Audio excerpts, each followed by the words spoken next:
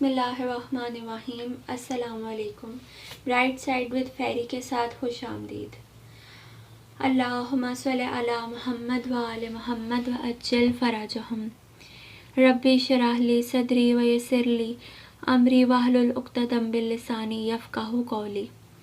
امیر المؤمنین علی ابن ابی طالب علیہ السلام کا نہج البلاغہ میں پہلا خطبہ، جس کا دوسرا حصہ حضرت آدم علیہ السلام کی تخلیق کے بارے میں ہے۔ امیر المومنین علیہ السلام نے فرمایا، پھر اللہ نے سخت و نرم اور شیریں اور دشوار زار زمین سے مٹی جمع کی، اسے پانی سے اتنا بھگویا کہ وہ صاف ہو کر نتھر گئی، اور تری سے اتنا گوندھا کہ اس میں لس پیدا ہو گیا۔ اس سے ایک ایسی صورت بنائی جس میں موڑ ہیں اور جوڑ اعضاء ہیں اور مختلف حصے۔ اسے یہاں تک سکھایا کہ وہ خود تھم سکی، اور اتنا سخت کیا کہ وہ کھنکھنانے لگی۔ ایک وقت معین اور مدت معلوم تک اسے یوں ہی رہنے دیا، پھر اس نے روح پھونکی تو وہ ایسے انسان کی صورت میں کھڑی ہو گئی جو قواعد ذہنی کو حرکت دینے والا، فکری حرکات سے تصرف کرنے والا، اعضاء و جوارح سے خدمت لینے والا اور ہاتھوں پیروں کو چلانے والا ہے، اور ایسی شناخت کا مالک ہے جس سے حق و باطل میں تمیز کرتا ہے اور مختلف مزوں، بوؤں، رنگوں اور جنسوں میں فرق کرتا ہے۔ خود رنگا رنگ کی مٹی اور ملتی جلتی ہوئی مواقف چیزوں اور مخالف ضدوں اور متضاد خلطوں سے اس کا خمیر ہوا ہے، یعنی گرمی، سردی، تری، خشکی کا پیکر ہے۔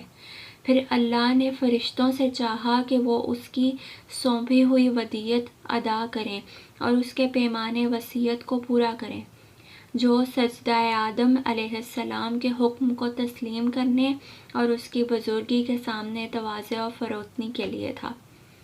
اس لیے اللہ نے کہا کہ آدم کو سجدہ کرو۔ ابلیس کے سوا سب نے سجدہ کیا۔ اسے عصبیت نے گھیر لیا، بدبختی اس پر چھا گئی۔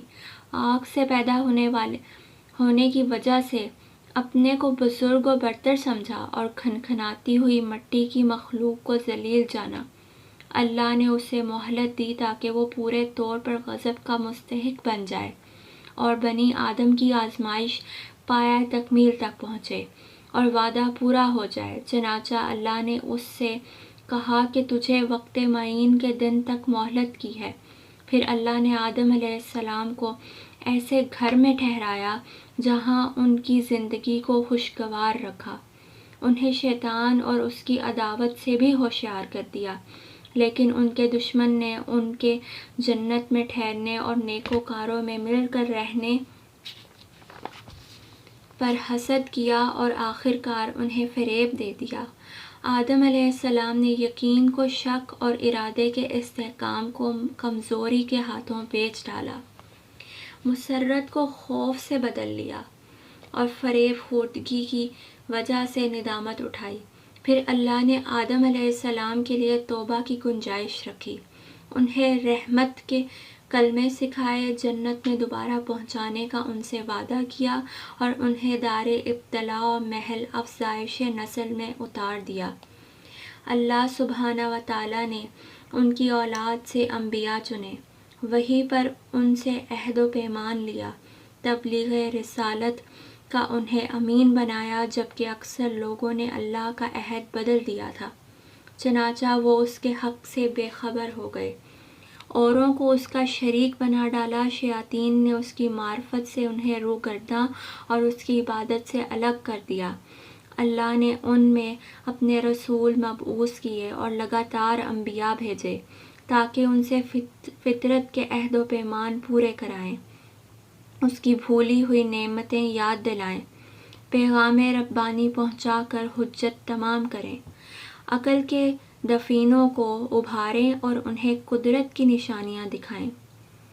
یہ سروں پر بلند بام آسمان، ان کے نیچے بچھا ہوا فرش زمین، زندہ رکھنے والا سامان معیشت، فنا کرنے والی عجلیں، بوڑھا کر دینے والی بیماریاں اور پے در پے آنے والے حادثے اللہ سبحانہ و تعالیٰ نے اپنی مخلوق کو بغیر کسی فرستادہ پیغمبر یا آسمانی کتاب یا دلیل قطعی یا طریقے روشن کے کبھی یوں ہی نہیں چھوڑا۔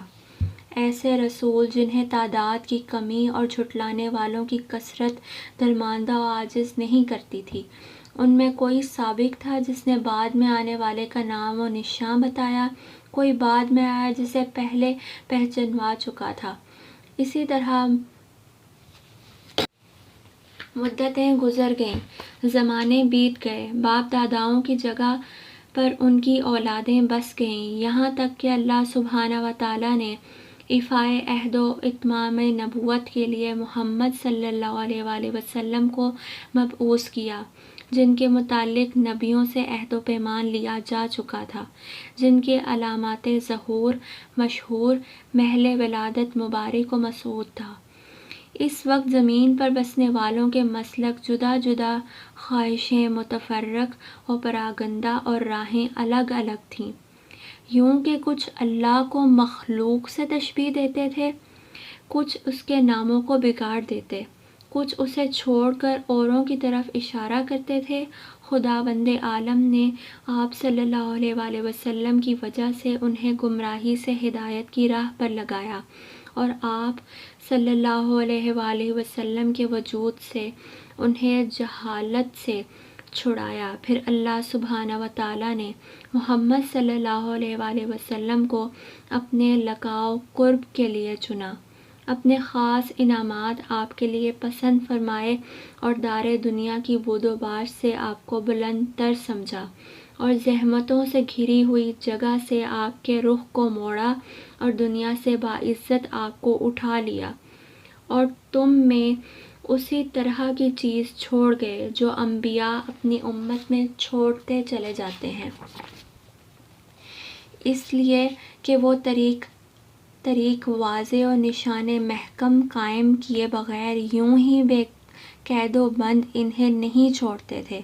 پیغمبر صلی اللہ علیہ وآلہ وسلم نے تمہارے پروردگار کی کتاب تم میں چھوڑی ہے، اس حالت میں کہ انہوں نے اس کتاب کے حلال و حرام، واجبات و مستحبات، ناسخ و منسوخ، رسخ و عزائم، خاص و عام، امر و امثال، مقید و مطلق، محکم و متشابہ کو واضح طور سے بیان کر دیا، مجمل آیتوں کی تفسیر کر دی، اس کی گتھیوں کو سلجھا دیا۔ اس میں کچھ آیتیں وہ ہیں جن کے جاننے کی پابندی عائد کی گئی ہے، اور کچھ آیات وہ ہیں کہ اگر اس کے بندے ان سے ناواقف رہیں تو مذائقہ نہیں۔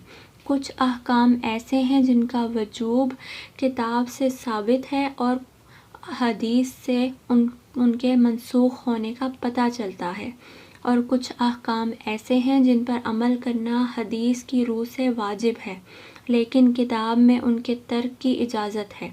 اس کتاب میں بعض واجبات ایسے ہیں جن کا وجوب وقت سے وابستہ ہے، اور زمانہ آئندہ میں ان کا وجوب برطرف ہو جاتا ہے۔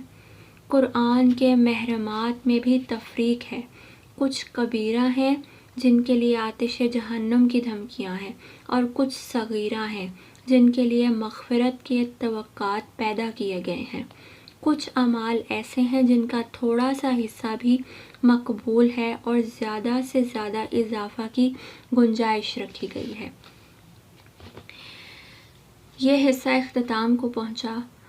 اگلا حصہ جو کہ حج پر مشتمل ہے، مزید دیکھنے کے لیے برائٹ سائڈ وتھ فیری کو سبسکرائب کریں اور لائک اور شیئر کریں۔ جزاک اللہ۔